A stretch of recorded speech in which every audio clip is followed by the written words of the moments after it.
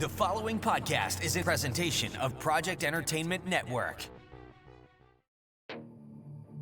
Welcome to Vicious Whispers with Mark Tullius, your source for horror, sci-fi, suspense, and all things violent. Hey, what's going on, guys? Thank you so much for joining me today on Vicious Whispers with Mark Tullius. Today we have episode 135. At the end of the episode, I will share chapters 14 and 15 from Beyond Brightside. Hope you guys are digging that story. Man, a lot of stuff going on, but I'm also doing an incredible job of not doing much work and trying to stay grounded and doing the important stuff, enjoying life, not getting caught up with what I feel like I should be doing. That I should be doing something productive every day. Uh, Fortunately, I have a good friend I live with every day. This guy George, I went to high school with him. Um, so every day this week we lifted, and we tried to do that every week. We try to get in at least like 3 different workouts in the morning, like at 8:30. Um, Difficult to do at times because, well, he works from home. He's got to get to work.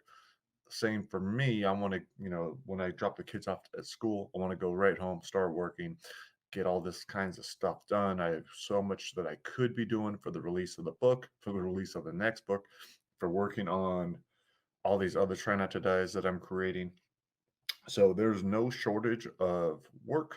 If I, the old me would probably just want to work all day, every day until it was all done, and it would never be done. So my whole life would be spent working, never appreciate anything. I've never taken the time to appreciate the launch of a book, never really to celebrate it, to really promote it. So I'm going to force myself to handle this one different. One of the really cool things that I realize I want to do is go around to the different MMA gyms that I interviewed guys at, and hand out copies of my book to lots of these fighters, lots of these, and doing the same thing with different universities and different high schools, offering them copies of the TBI book for their coaches or administration, people that are in charge of their sports departments, just to give them a heads up on, traumatic brain injuries, how they can present much later, years and years, decades after the fact, after these hits. So many people I talk to have no idea that that's even a thing. It's like, okay, we had a concussion, or we had multiple concussions while playing football or whatever sport it might be, but we thought we were fine. We thought we were through. We got through it, no problem. But it's not until you're in your 30s and 40s, you're like, oh shit, maybe there is something going on, with my brain health. Maybe it's not as ideal as I thought. And it's really hard to connect the two because they're so long ago, so, and a lot of people don't remember having car accidents or falling and hitting their head really hard or whatever it might be. So very anxious to get that out there. Looking for readers. I don't even care. I'm giving away so many copies. I just want people to read this thing, tell their friends about it, tell their family about it. One of the big selling points for me is telling everyone what it did for my mom and how we fixed her sleep through neurofeedback. And now, she no longer tests as pre-dementia. Her attention and focus went up so much. So at any age, you could improve your brain health. It doesn't matter what was the cause of the injury, you can definitely improve it. So that is my message. That's what I'm really trying to get across. So my days are looking way more much different than they used to be. Especially yesterday, the kids had off, so I did almost no work yesterday.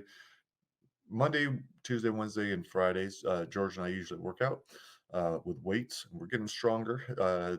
I'm only about half as strong as my strongest, uh, but I have improved so much in the last like 3 to 4 months that we've been lifting, and that's what I'm going by. And it was a good lesson to tell my kids too, just how proud I was of myself for.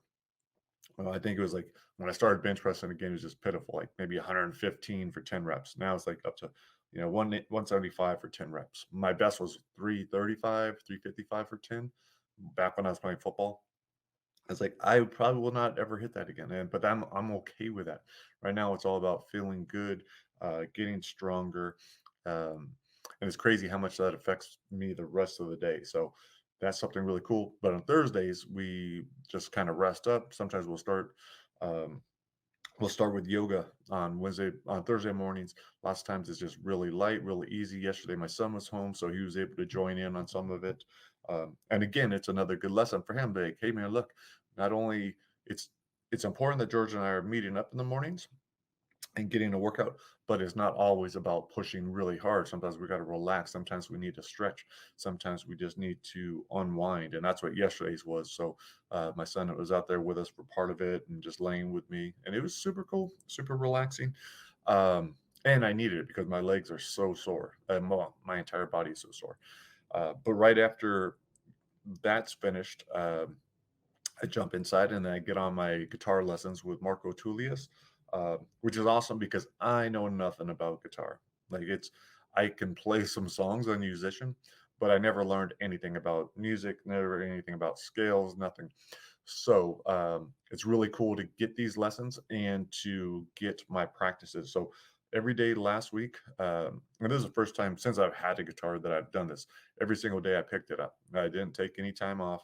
Um, they weren't always very long practices, but I made sure to do what the exercise that he gave me plus one or two songs. So at the very minimum last week, I did about 10 minutes every day. Some days were like 30 or 40, but I definitely saw an improvement. And again, it was cool to see, okay, if I put in the time, then I will start to get better. Yesterday's class was awesome. He gave me some new assignments, so I'm looking forward to hitting those. And I could tell just what a big difference it's going to make. Like I think before I didn't think I could understand it or ever get good at guitar. But I was like, okay, if I start doing these practice, like for sure I'll get good. It's just a matter of reps. Like I won't be as good as my heroes are, but I can I'll be able to play music. So that is the most important thing. Another cool thing I've been doing, I've been practicing German with my son. He's really been the one pushing me and wanting me to do it, which is good. And so I've been encouraging him. I said we could do whatever language, but he knows how much I'm always listening to German and my music. And so he's pretty proud of himself for like his pronunciation is really good. He's starting to learn it. He's attracted to the app and the way that it tests you.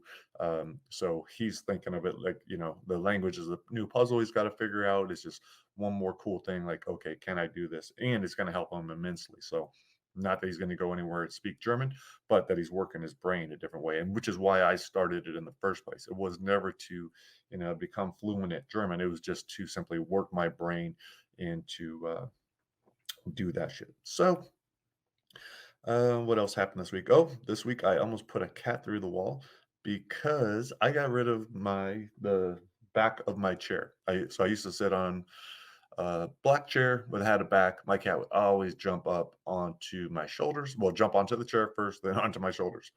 This motherfucker, the other day, I'm just sitting at my desk, and I didn't have a shirt on, and he just jumped onto my back, latched on. I had to reach around behind my back to try to get him off. So he was probably on me for like a solid second or two. It hurt like hell. Um, I was not happy with him when I got him off of me. My wife reminded me this dude's been doing it since he was a little kitten. Used to be cute. He used to go like when he was small, he would be on our kitchen table. Anyone walking by, he would like just jump and leap onto him. So he's always kind of had that in him. But now, yeah, I'm kind of traumatized downstairs. So if I'm sitting here, lots of times I'll put my back to the wall, or I'll just make sure the door is closed and he's not in here because I'm just waiting for someone just to stick their claws into me. So that wasn't fun, but again, a minor thing. Um, some very cool developments on the Try Not to Die front. We are going to go ahead with the contest on November 22nd. Still don't have those prizes figured out, but that will be in the dark and disturbing, fear-filled fiction. Um, so we'll be doing that, and yeah, so that will start on a Monday. I'll put that out in the newsletter once I have the prize figured out and everything else. Talking with another author, a pretty big author, about possibly doing one either in his world or an original. And after that, I was like, I got to stop. Well, and actually, there's one more. Yesterday, my son's friend I've been talking to his father. Turns out his father's a writer. Really like him a lot. He loved the idea of a Try Not to Die.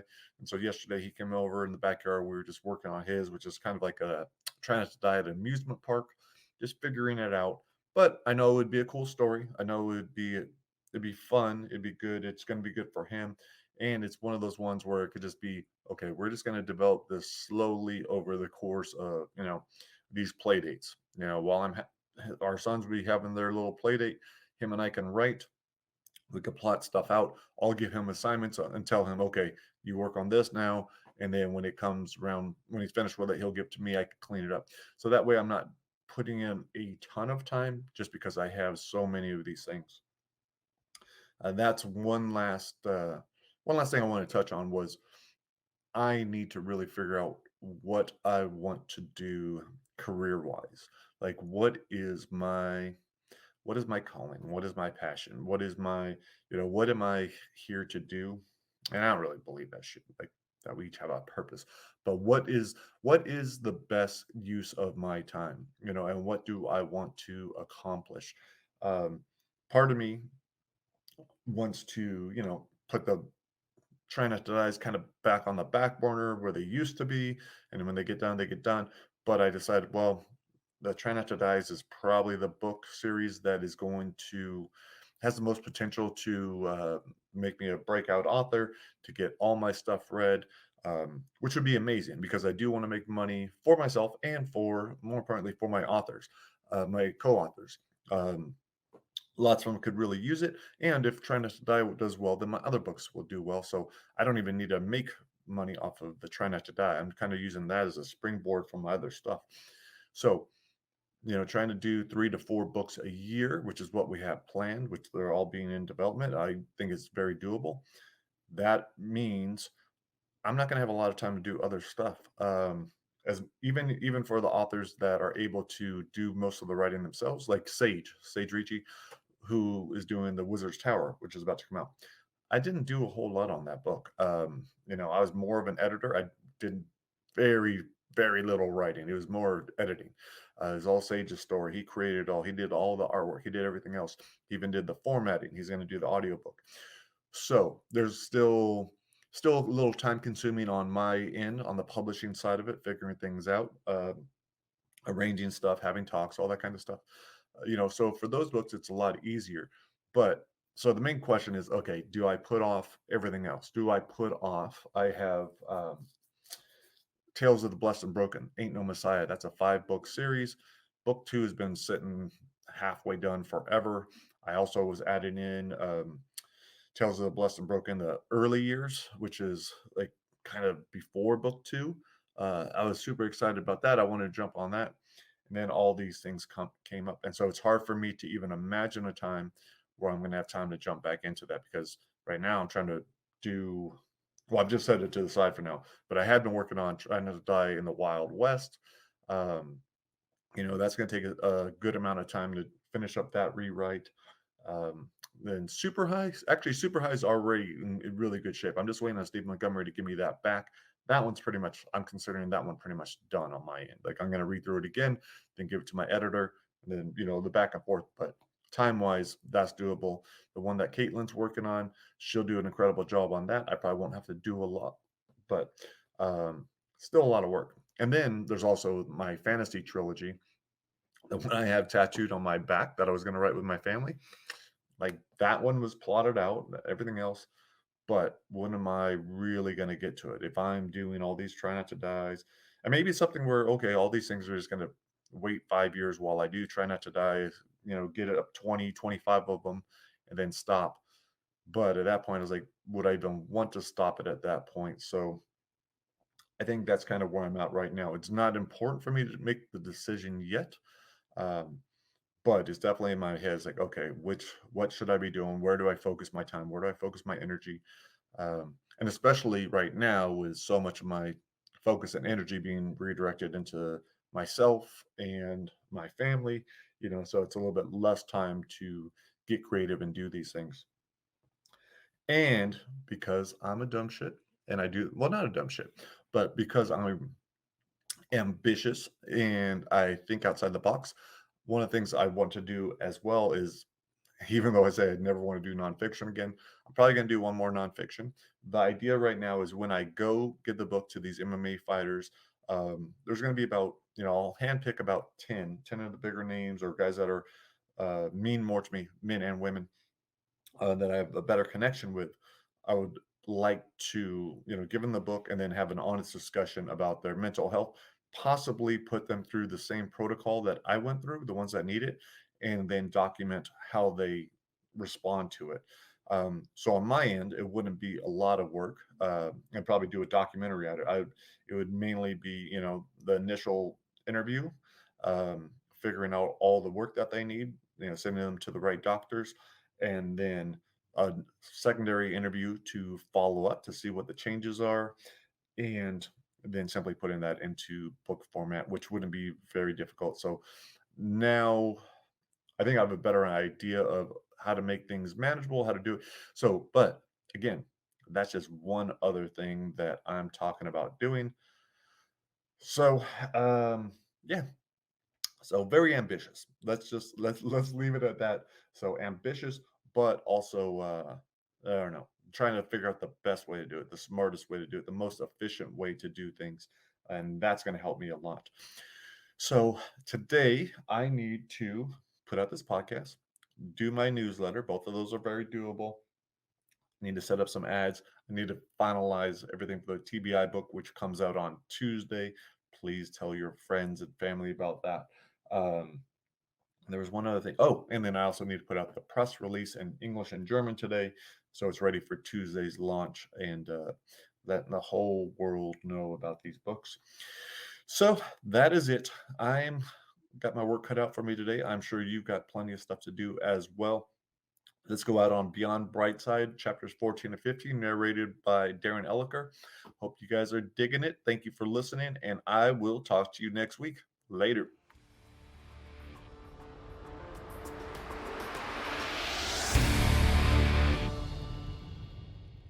Chapter 14. It had just turned 9 o'clock when I dropped the last batch of items into the box on the kitchen table. Brendan's blue jeans were baggy on me, but didn't look ridiculous. I slipped his windbreaker on my good arm and shrugged it over the sling, tucked the front in. I doubted it'd fool anyone, but perhaps I could pull it off. The Vicodin had taken away some of the soreness, but all the walking around the house had made my ankle angry, Danny's tape job coming loose. Using scissors, I cut several lengths of the silver duct tape and secured that foot so it could barely move. I tried it out by walking over to the fridge, pulling out a Coke so I could make a real drink. If I hadn't made the promise to Becky, I would have taken another pill, but seeing how there was no lying to one another, I slipped the bottle into the windbreaker and settled for the whiskey. When I set my empty glass beside the sink, there was a noise by the back door. Everything stopped. My hand drawing the 9mm Glock I'd found in the living room. The low scratching sound came again from the door. I eased forward, kept the gun steady, aiming a foot up and over from the knob. There was another scratch, followed by the tiniest cry. Shit. We'd both completely forgotten about Mello. So I wouldn't spook the little guy. I eased open the door and took my time getting to a knee. The backyard was empty, except for Mello mewing at the top stair. No need for my gun. I holstered it and let him have at my hand, mushing his face against my fingers. There wasn't much chance of not hurting his leg with only the one hand to pick him up, but I couldn't leave him on the porch. I laid my hand flat and slid it under his body, raised him up with a whimper. I didn't see anywhere soft to lay Mello, so I took him into the living room and set him on the recliner. Told him I'd be right back. There wasn't any cat food in the kitchen, but I put together a bowl of broken up hamburger and a slice of cheese I got from the fridge. Mello devoured the food, licking the bowl clean. When he was finished, Mello cuddled on my lap, snoring for 20 minutes.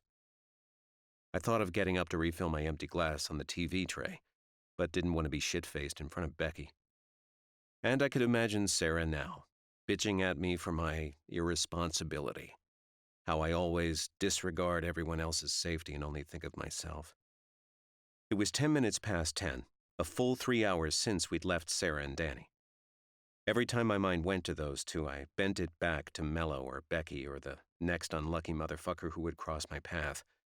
I didn't want to put my worries and responsibilities on Becky, but the thought of our friends freaking out on their own with Kevin dead in the safe room made me sick. The last thing I wanted was for Becky to think I was choosing Sarah and Danny over her, but I needed to know if she was planning on spending the night.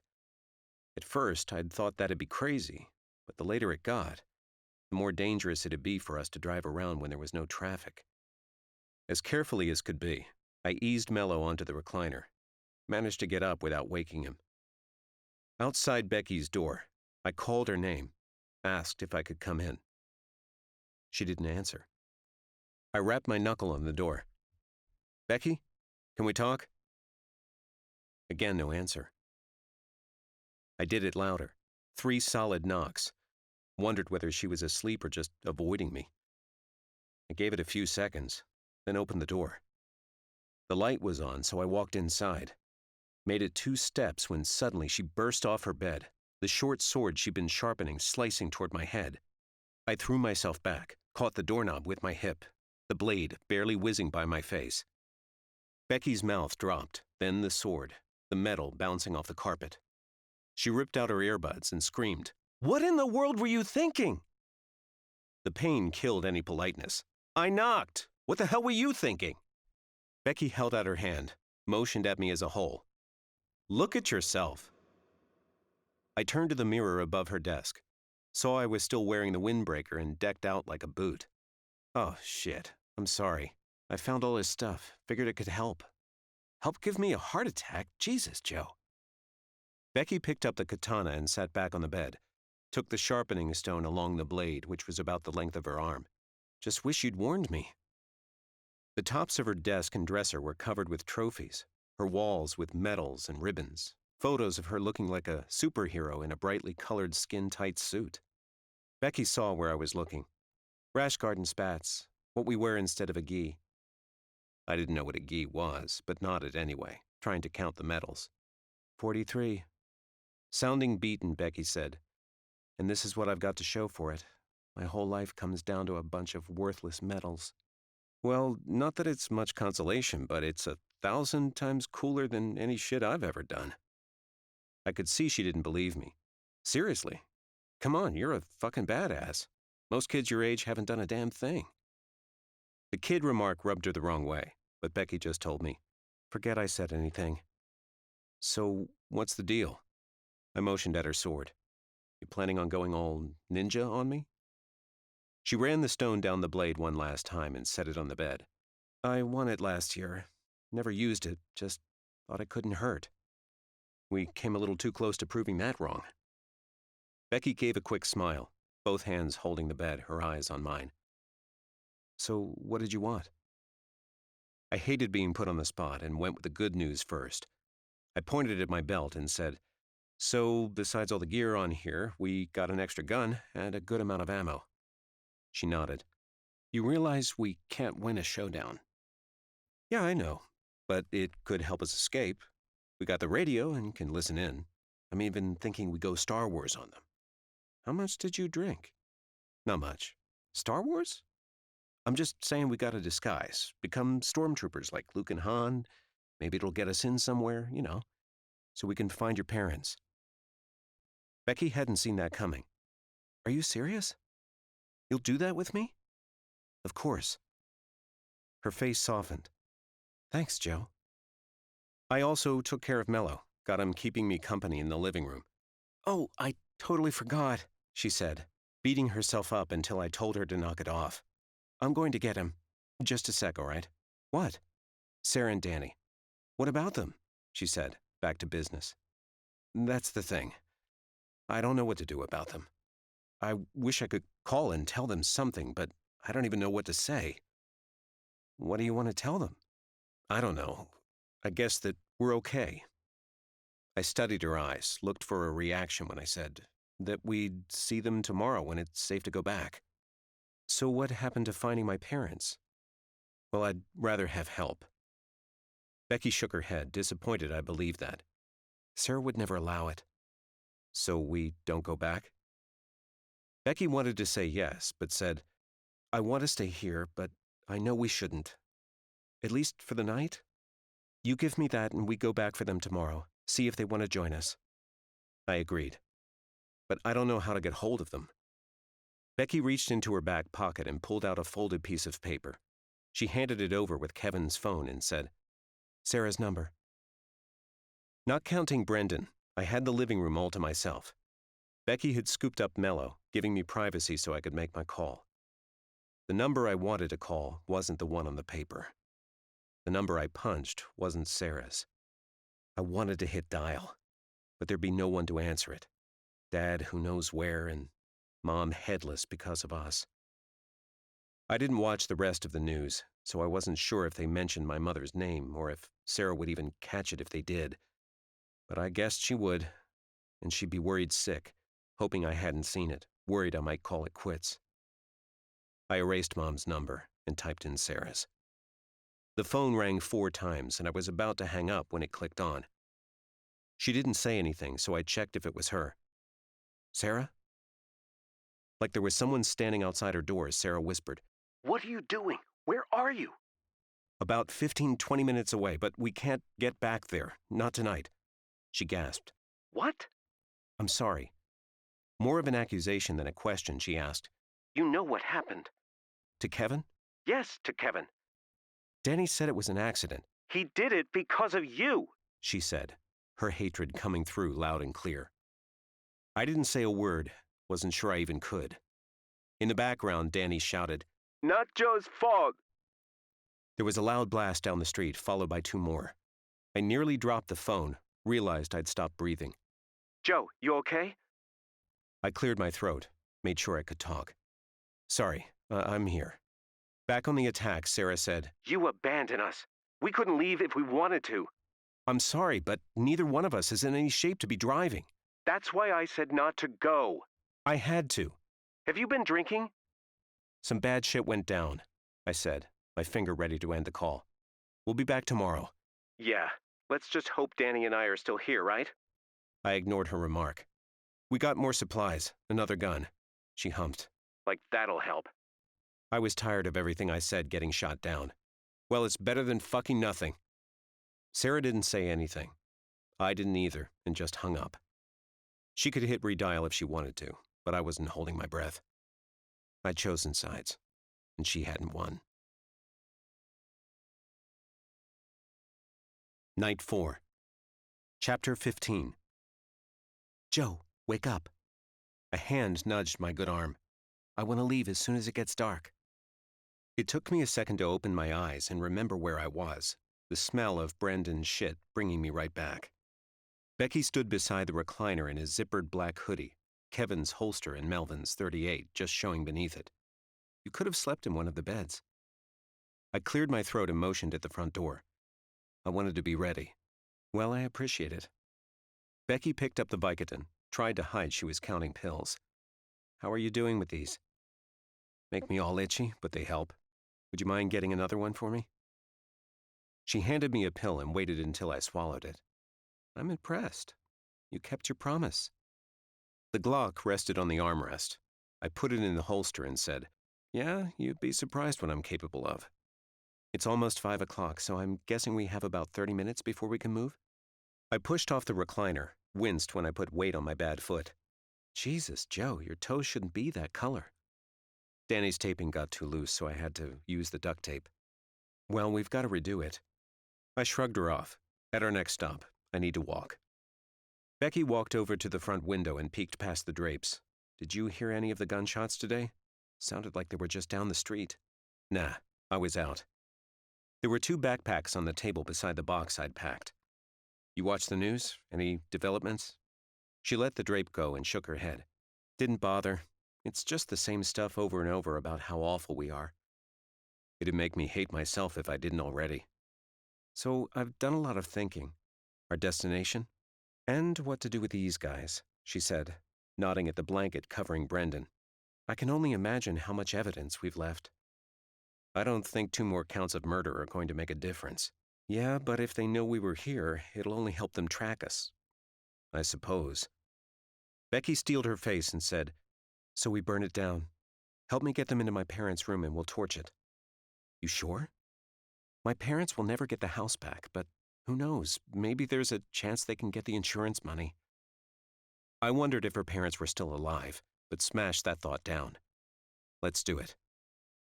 Becky walked over to Brendan and tossed his blanket aside. She grabbed hold of his wrists and pulled him off the couch. his heavy body hitting the floor with a loud thud. I picked up his left leg to help, but 2 steps in and we realized I'd be better suited as a cheerleader. Becky slid Brendan into the hallway, past Debbie and next to her parents' bed. While she struggled getting his limp body on the mattress, I uncovered Debbie.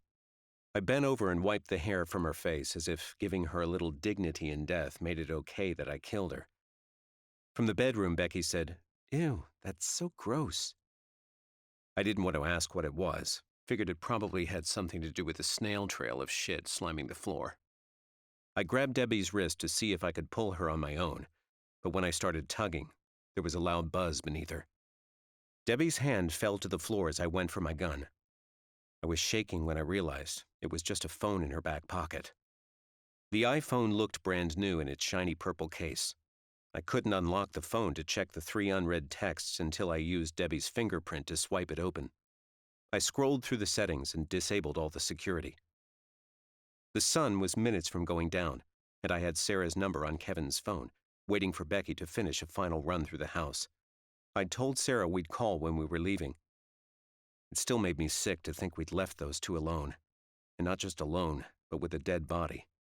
And even though it was Danny who did the killing, Kevin's blood was on my hands. I was the leader of the pack. The one showing them it was fine to kill anyone who crossed us, intentionally or not. Becky came out of the hallway with 2 duffel bags. "I've been doing more thinking." "Yeah? We should take his truck. If we need to go off-roading again, I'd rather be in that than the Prius." Our escape from the freeway and through the park wasn't exactly what I'd call off-roading, but I got her point. Plus, we'll have more room in the back for whatever we want to take. She held up the bags. "I got all my important gear. There's just 1 more bag and the box in the kitchen." I set down the phone and slipped my foot into Brendan's right boot, a good fit with the 3 pair of socks. The left was snug with just 1 sock thanks to all the swelling. "You give much thought to where we should head?" Becky set her stuff by the front door. "We'll find another safe house somewhere. Hell, we'll find a cave to live in if we have to. We have friends here." She looked at me sideways. "The underground?" "Yeah. Look, I'm glad Tone was watching out for us, but like he said, he's just one guy, and we can't rely on him. Doesn't exactly inspire confidence." I'd already decided I wouldn't fight Becky on any decision. Everything came with a risk, and her say was more important than mine. I nodded and said, "I get it. The keys are on the table. Anything you need to get from Kevin's car?" She shook her head. "Just need the gasoline from the garage. Be right back." I held up the phone. "It's fine if I call her?" Becky headed for the kitchen. "Tell them they've got 15 minutes. The back door closed and I hit dial. I expected Sarah to answer on the first ring. Then the second. For sure by the third. 4th. 5th. It went to the default voicemail. A computerized woman saying to please leave a message. I hung up and redialed. 5 rings. No answer. The possible reasons rattled around my brain. Sarah was dead. Danny was dead. She had it on vibrate, set it somewhere she couldn't hear. Maybe she was in the bathroom. She had to be okay. The back door closed. The lock turned. The smell of gasoline hit me before Becky turned the corner with the can in one hand, a long lighter in her other. She stopped. "What's wrong?" I shook my head and redialed. She hasn't picked up. "Put it down." It rang twice. "What? I'm supposed to call." "She's probably just in the bathroom or something." Becky shook her head. "She wouldn't do that." My finger was ready to cut off the message, but then the phone clicked on. Sarah didn't say anything, so I asked, "Are you there?" Becky's eyes got big. "Joe, hang it up." I stopped talking, but gave it another second until Becky thought, "Now!" That wasn't her. She snatched the phone from me and said, "We've got to go." "You don't know that." "Yeah, well, neither do you." She disappeared down the hallway. "Get everything by the door. We're out of here." We hadn't discussed Mello, so I was happy to see him lying in a carrier balanced on the gym bag Becky brought out from the hallway, her sheathed sword sticking out the top. "Will it spread? Think it's big enough?" Becky nodded. "We gotta go." I pointed to the box on the kitchen table.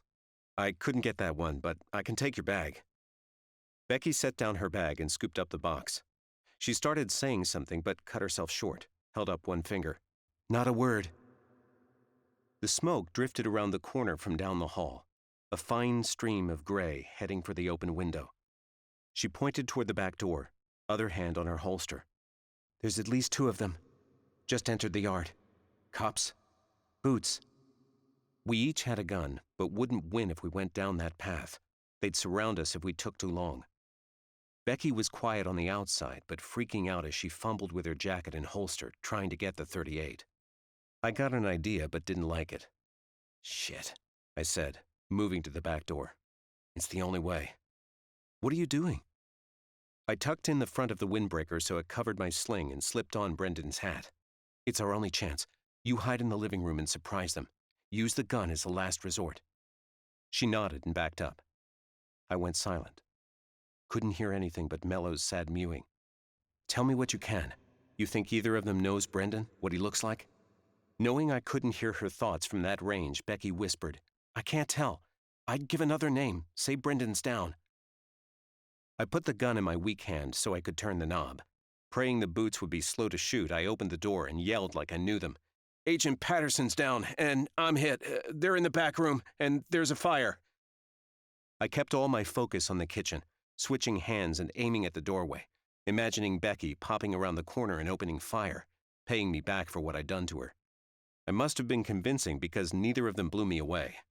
The first Boot looked like he should still be in college, ready to follow orders. I told him, the big guy in the back's got a knife, bit in my shoulder. There's been no gunfire.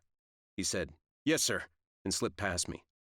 The second guy stopped beside me, but never took his eyes off his partner, who was halfway across the kitchen, nearly to Mello. I tried to imagine where Becky was hiding and thought as loud as I could. They're coming, about 6 feet apart. My entire body was shaking, sweat dripping off my chin. The smoke swirled thick, the crackle of flames covering the Boots creeping forward, the first guy nearly to the doorway. He took another step, and there was a flash of silver, a foot of metal ripping through the back of his neck.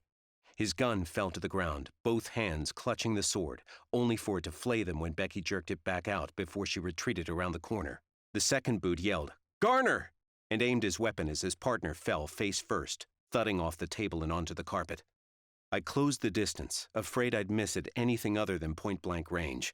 I was 3 feet back when he said, I'll cover you. I didn't know if this was standard protocol or if he was just scared. I aimed at his head and tried squeezing the trigger, but couldn't do it. Not with him just standing there, not seeing it coming. That was worse than cheating. I told him, you go. He glanced back, looked down my barrel. He swiveled toward me and Becky swung around the corner. Either he heard Becky or saw my eyes, because he spun back to her. I couldn't shoot with Becky rushing right at us, sword above her shoulder. It was too close to tell who was going to win the race. I put everything I had into my leap forward, slamming the butt of the Glock at his head. The thunk rippled all the way up my arm. He collapsed to the floor, and I tripped on top of him, coming down hard on my injured shoulder, screaming on impact. Shush! Becky stepped on the Boot's submachine gun and slid it behind her. Get up, Joe. We've got to leave. I rolled onto my side, right into a spreading puddle of blood, felt the warmth through the windbreaker. Becky used the dish towel to wipe off her blade. Grab their guns and let's go. More will be here any second. I couldn't get up without her help, but once I was on my feet, I powered after her, biting down the pain. With 2 guns in hand and one in my holster, I followed Becky out the door, smoke pouring above our heads.